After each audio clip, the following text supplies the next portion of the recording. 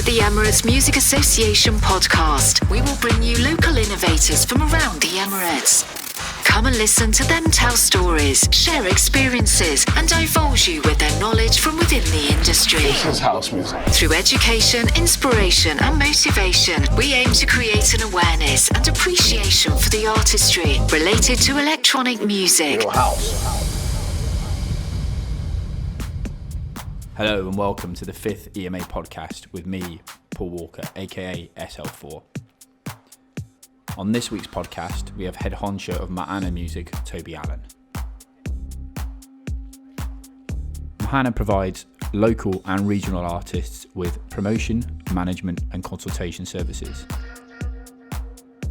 I caught up with Tobie to find out a little bit more about what E.M.A does. I hope you enjoy the podcast. Hello and welcome back to the next instalment of the E.M.A podcast. I'm here with Tobie Allen. How are you doing, Tobes? Awesome. Yeah, good. Thanks for coming. Well, yeah. Thank you for asking me to come in one of the first episodes. Yeah, I feel honoured. Yeah, thanks, mate. Appreciate it quite a lot. Awesome. Well done on getting this going. It's a great little project. So keep it up. Just a bit about the concept of the show is like we invite people from like the local dance music scene just to come and ask them a couple of questions and just chat and talk us about how you feel about it and just kind of go with the flow really. So awesome. That's how the show goes. So do you want to tell yourself a bit about yourself, about your background and what brought you to Dubai? Well, where does it all start? I can barely remember yesterday, so trying to remember back 20 years. I'm getting on a little bit. I think where it all started, back in London, at school, leaving school, didn't do too well. Okay. Let's just say that. Expectations were a lot higher. I went to university in Brighton, and the first things I can remember is being in the Honey Club and the Zap Club on Tuesday nights listening to Sven Vath, midweek clubbing, and this was like back in 1990. Oh god, I can't even do my dates now. 91, that was in 93. So early days. 93, I just got the bug with my friends. We used to go to places like Club for Life, Club UK, Malibu Stacy. This was, early 90s, 1, 2, 3, somewhere around there. Yeah. I remember being in Ibiza in 91, taking 92 off, being back with the Kiss FM crew, 93, 94 maybe. But again, it's all a little bit blurry. Yeah. But I basically, because of failed clearing, I had to go to university, but I dropped out. It was just a load of rubbish for me. I ended up doing hotel catering and institutional management with French. How's your French? At the time it was all right, but I do joke with my wife. I always tell her I'm still fluent in French from my time at university. Doesn't go too well when our best friend's French, but anyway, that's what happened. Yeah, so I dropped out of university, and I just had to go to student loan from NatWest, and I got my £800 student loan on one of the terms, so I took it and went to Ibiza. As you do, and I spunked it in 2 weeks. Had the best time of my life. Got back, in a nutshell, I had an argument and with my mum. Of course, it was everyone else's fault, not mine. Yeah. So anyway, I basically very kindly got carted off to South Africa in 1994 to stay with family, to find myself. So that's where it really all started there. The musical journey. Yeah. Started DJing, then we had a nightclub down there called Unity in 99, 2001 in Cape Town. After a year about 30, I thought after 10 years there, I was only meant to go for 6 months. Oh. So I was there for 10 years, just not doing much apart from partying and clubbing and just loving life, really. What a place to love life. Bit of there's no rules down there, or there weren't in the 90s anyway, and so I came back to England thinking I had to be responsible, But again, I became an estate agent for three years. I did all right actually, but just the calling of music was just too. I never knew that. Yeah, didn't you? No, I was an estate agent. You're one of those people. Yeah. The Kinley Folk Garden Hayward in Surrey Keys. To be fair though, they were absolutely brilliant, and I did have a good time. It's where I met my wife in Moscow, so it's on one of the mice trips. So anyway, I started Bootleg Social Music record label, which was my first record label in London, and I did. Now things really started because I was there meant to sort my head out and things to grow up and be responsible and get a house and a mortgage and settle down. All but the proper adult things. Yeah, it just never really sat with me.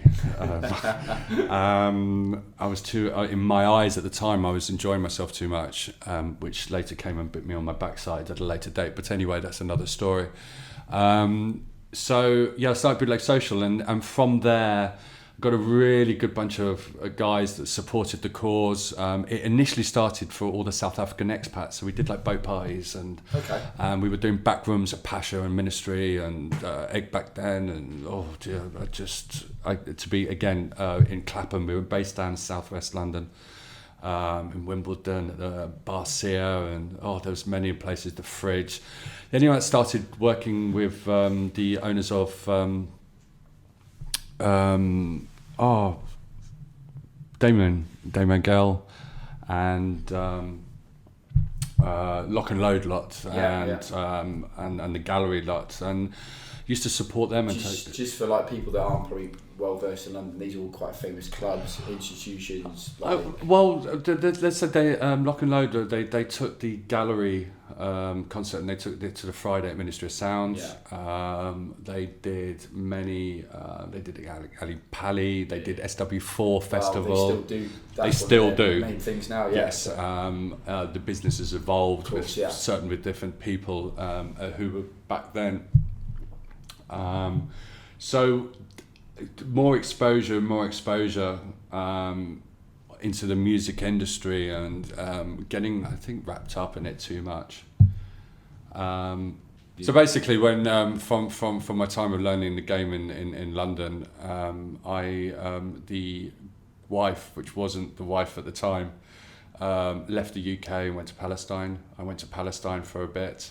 For a few months to start the relationship, and then she got offered a job here, so I came here and ended up starting E.M.A.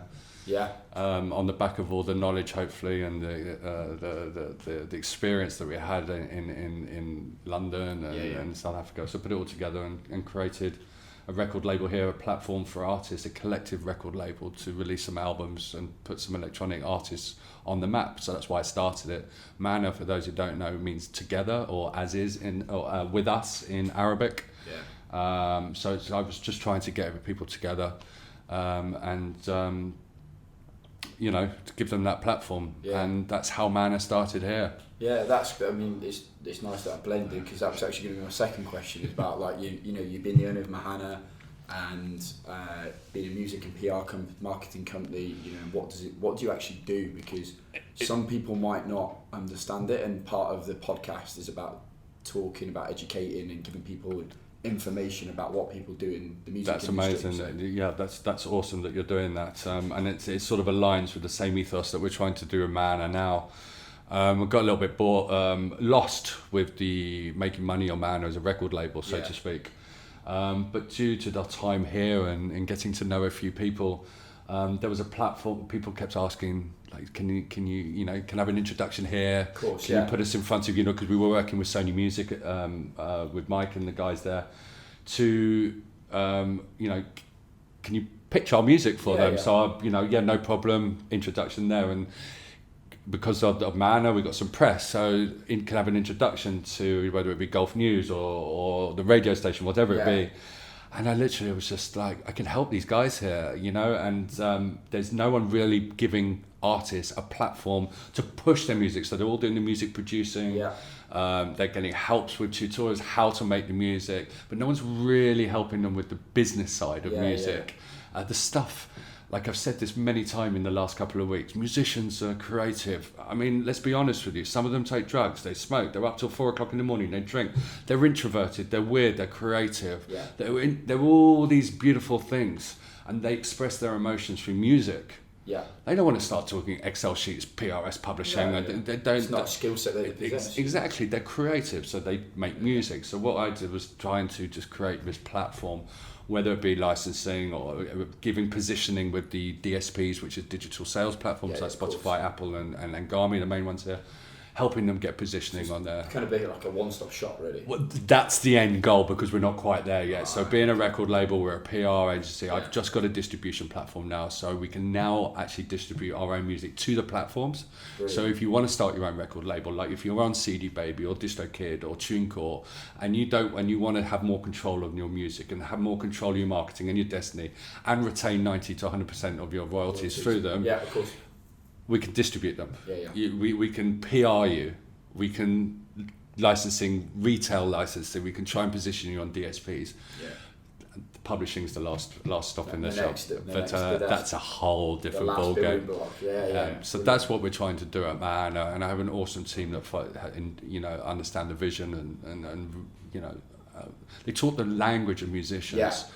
The moment I've said this, the moment I start becoming corporate, I'm losing touch. I'm not in touch with the music and musicians and how they talk. And we always say that our copy is and the team, when they talk and understand that these weird and wonderful characters that musicians are, it's relevant, it's fun, and it's knowledgeable. Of course, yeah. I know as well. And are those the kind of qualities that you think sets you aside from local artists seeking maybe a similar kind of system in like Europe or the UK to distribute out here?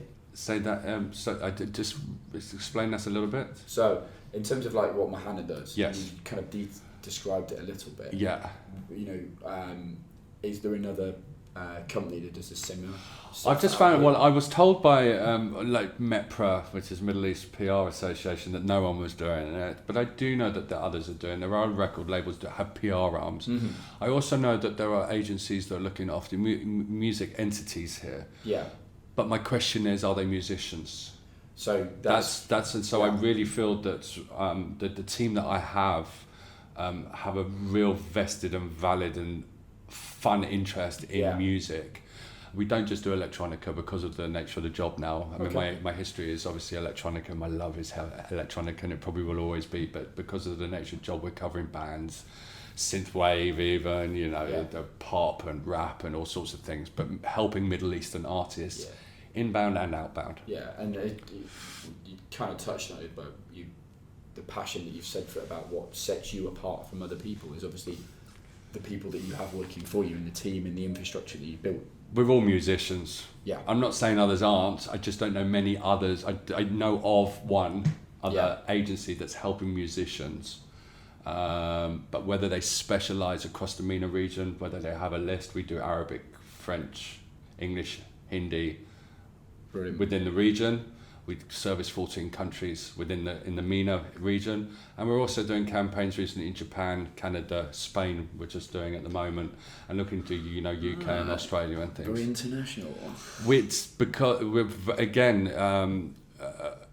think it's the relationships that we have with our artists that have asked us after MENA campaigns to look and explore to do PR outside. Now they could easily go to PR companies outside the country, in the countries where they're at,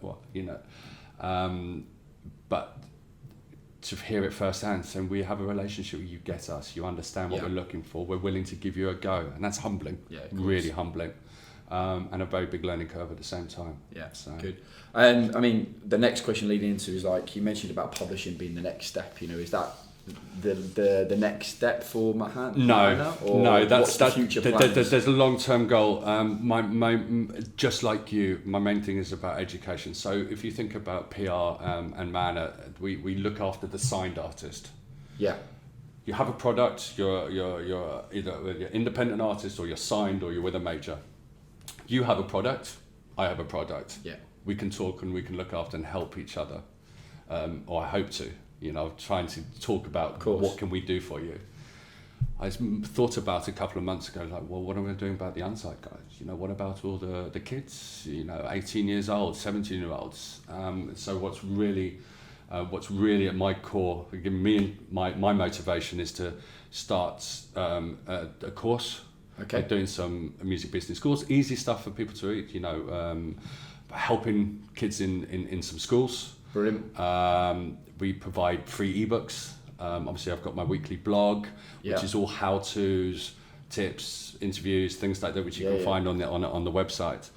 And so I'm really thinking I don't want to neglect the unsigned. So also there's going to be like little consultancy services, so you can come to us. And we've been helping artists that don't understand CD Baby, don't understand social media banner dimensions, registering for their publishing rights, PPL in England, and things like this. All these little nuances where, you know, if you're an established artist or you're a bit more further down the line, or you've got a major or record label that do it for you, there's these guys that just like, oh really, you know, understanding Insta stories and highlights and changing little algorithm, you know, understanding algorithms, like about not too many hashtags, you know, don't have too many, but don't have too little.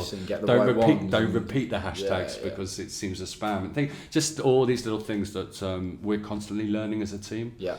You know, I want to just pass on that knowledge. And it's obviously the nature of the beast nowadays. Like, you know, there's a massive emphasis put on social to getting music and publicising, pushing music and everything.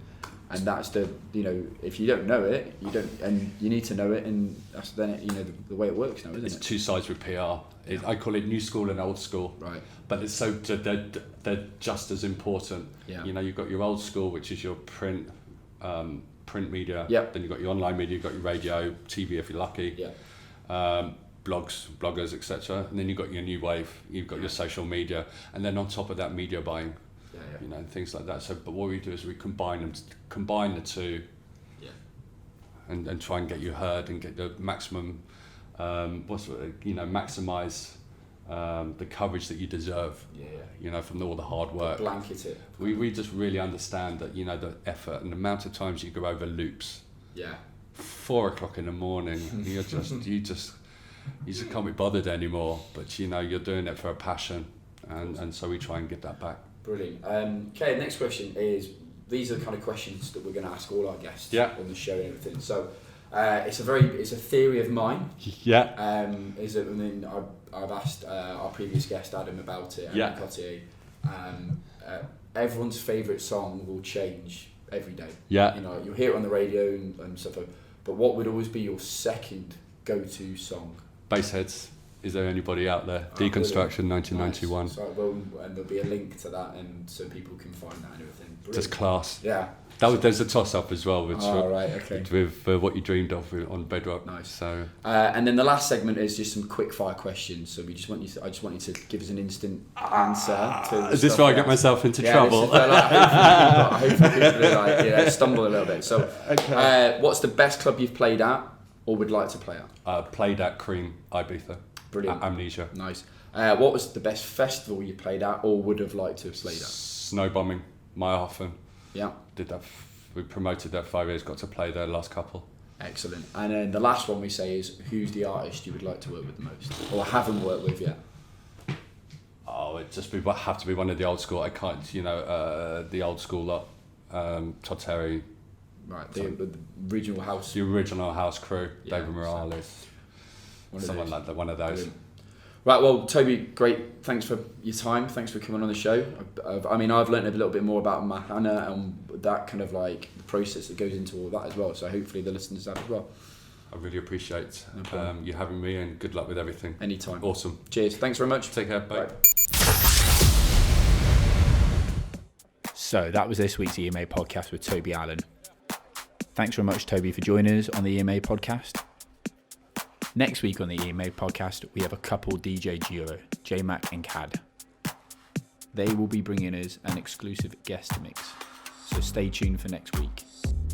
Until then, stay home, stay safe.